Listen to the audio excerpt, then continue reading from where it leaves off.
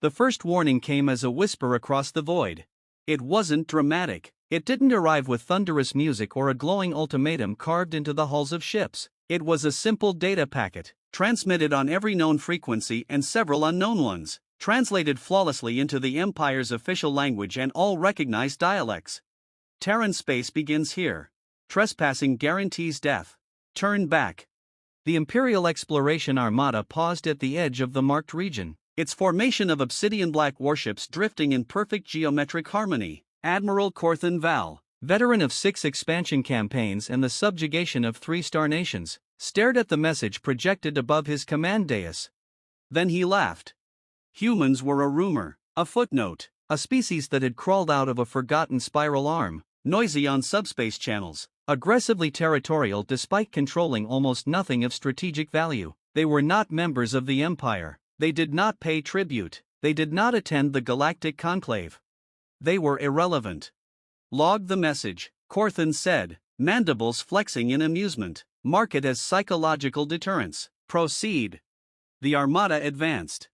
As they crossed the invisible boundary, the stars themselves seemed to dim. Sensors reported nothing unusual, yet the navigators complained of unease, tiny discrepancies in stellar positioning, micro-lags in subspace readings that made no mathematical sense. The Empire had catalogued tens of thousands of regions like this before. Uncharted space always carried quirks.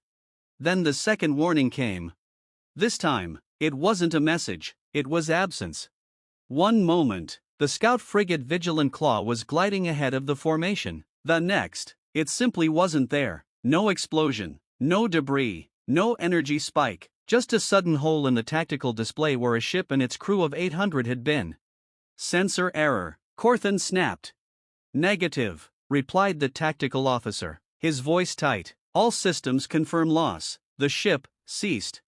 Ceased was not a word the Empire liked. Ships were destroyed, disabled, boarded, captured. They did not cease.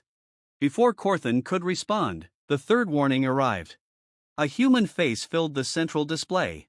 It was unmistakably Terran, pale skin, forward-facing eyes, hair streaked with gray, wearing a dark uniform with no visible insignia. The figure looked directly at the Admiral, as if peering through layers of space and time.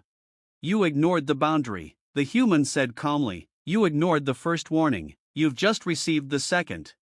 Corthan straightened, fury flaring through his neural crests. Identify yourself, human. You address the Empire without sanction. My name is Admiral Sarah Okoye, the human replied. United Terran Defense Fleet. You are inside a prohibited kill zone. Corthan's mandibles clicked. This region has been claimed by the Empire. Withdraw your forces or face annexation. Sarah Okoye's expression did not change. There is no annexation here, she said. Only survival or death. Turn around, now. The transmission ended. Silence spread across the command deck. Then Corthan issued the order that would later be studied in every Imperial Academy as the moment the Empire sealed its fate.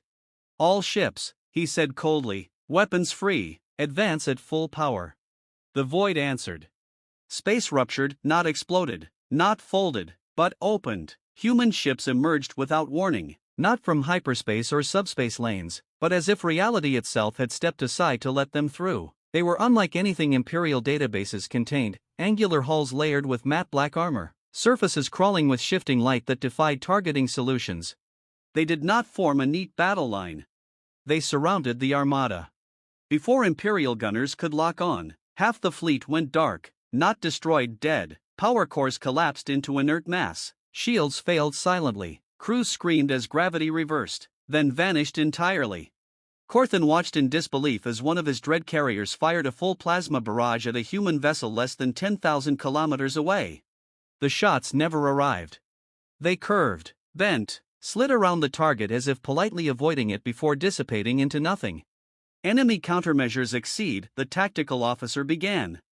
A beam of white light lanced out from the human ship, thin as a needle and utterly silent. It pierced the dread carrier from bow to stern. A heartbeat later, the carrier folded inward, its mass compressed into a sphere no larger than a transport shuttle, then vanished. Corthan's combat implants screamed warnings his species had never evolved to comprehend. This is impossible, someone whispered. No, Corthan said, staring at the carnage. This is war. He ordered a full retreat. Only then did the fourth warning arrive. Every Imperial ship received a flood of data, not propaganda, not threats, but records, visuals, historical logs, sensor feeds from millennia past. They showed humans. Humans standing on scorched worlds, fighting machines that blotted out the sky, humans engaging entities that bent physics like clay, humans losing planets, systems, entire solar neighborhoods, and continuing anyway. They showed something else, too. Alien armadas, ancient and terrible, entering Terran space. None of them leaving. Humans. Okoye's voice echoed across all channels once more, calm even as Imperial ships burned, are not aggressive by default, we are defensive by necessity. Corthan felt something alien coil in his chest. Fear. The Empire had never encountered a civilization that weaponized deterrence itself. Humans didn't expand, they didn't conquer, they drew lines and erased anyone who crossed them. The retreat order came too late. Human ships moved with terrifying precision, not chasing fleeing vessels, but predicting them. Warp vectors collapsed mid-jump, subspace corridors sealed like doors slammed shut. One by one, Imperial ships were intercepted, disabled, or annihilated with ruthless efficiency. And always, the human fleet broadcast the same message. Turn back. Trespassing guarantees death. On Corthan's bridge, systems failed in cascading silence, life support dimmed, gravity fluctuated, the stars outside the viewport twisted into unfamiliar patterns. A final human ship approached, larger than the rest, its hull bearing the faint outline of Earth's ancient symbol, a circle crossed by a single vertical line. Admiral Okoye appeared again. This ends now, she said. Your armada will not leave Terran space. Corthan straightened, pride fighting terror. Then kill us. The Empire will avenge this. Okoye studied him for a long moment. There will be no vengeance, she replied softly. There will be understanding. The human flagship fired. But not at the remaining ships. At space itself. A wave of impossible energy surged outward, enveloping the survivors. Corthan felt reality tear, not painfully, but absolutely. When sensation returned, his ship drifted alone above a blue and green planet orbiting a yellow star. Earth. Human vessels surrounded him, weapons silent but unmistakably ready. You are alive, Okoye said. That is mercy. You will return to your empire. Corthan's mandibles trembled. Why? Because warnings only matter if someone lives to repeat them. Imperial scientists later struggled to explain how Corthan's ship was returned to Empire space without crossing the intervening distance. It simply appeared at the capital's orbital boundary, carrying a single survivor and a data core too dense to decrypt for months.